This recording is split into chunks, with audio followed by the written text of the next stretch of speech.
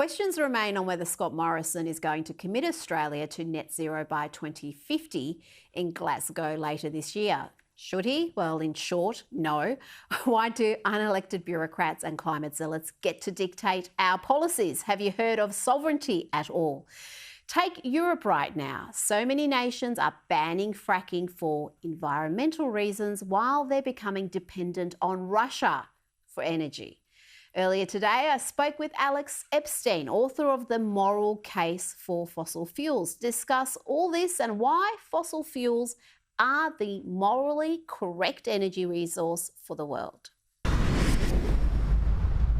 The basic reason is that machines are crucial to lifting people out of poverty.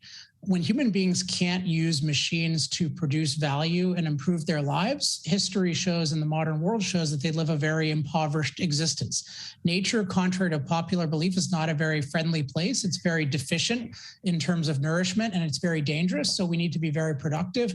And human beings are pretty weak, so we can't be very productive unless we use a lot of machines. And what fossil fuels do is they give us low-cost, reliable, versatile, global-scale energy to power machines, and nothing else can do that. So if you want 8 billion people to have a modern, machine-driven life, you need fossil fuels. You had a great Twitter thread recently on Europe's foolish bans on fracking. What have these bans meant for energy supply and security, particularly as so many nations now seem dependent on Russia for energy? Yeah, there's a lot of talk about today's problems being so complex, but it's very simple. Prices rise when supply declines relative to demand. And in a free market, what will happen is supply will increase as long as you have the technical ability to make it increase. Now, what's interesting is our technical ability to produce energy from natural gas has never been greater. The US has shown we can use fracking amazingly.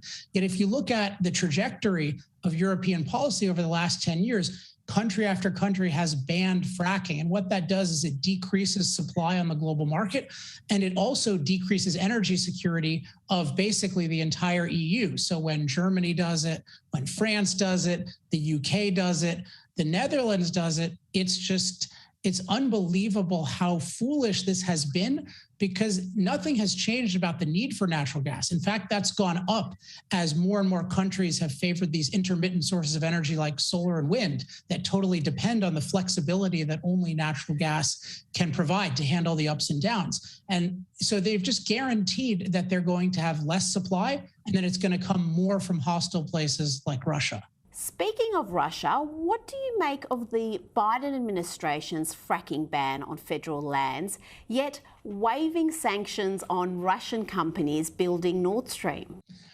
I don't know if there's any kind of calculation, but it's obviously just incredibly foolish on two counts. One is just not understanding the vital role that transportation infrastructure plays. On my podcast, Power Hour today, I interviewed the CEO of the largest natural gas producer in the US, and he made very clear we could be producing enough additional natural gas to totally alleviate these crises. But we need domestic transportation infrastructure in the form of pipelines, and we need international infrastructure in the form of liquefied natural gas. But we're not allowed to build any of these. So it's just crazy that we're doing this. And then there's not an understanding by Biden how crucial energy is as a strategic chip for countries like China and Russia. With Russia, you have gas manipulating Europe, but China controls almost the entire supply chain for the intermittent solar and wind. And there's no concern about that. And in all of our new, quote, infrastructure plans, there's no serious effort to increase domestic mining for all the materials that solar, wind, and batteries require. Here in Australia, one of the major issues is whether our Prime Minister, Scott Morrison, should sign up to net zero at Glasgow this year. You're the energy expert. Should we?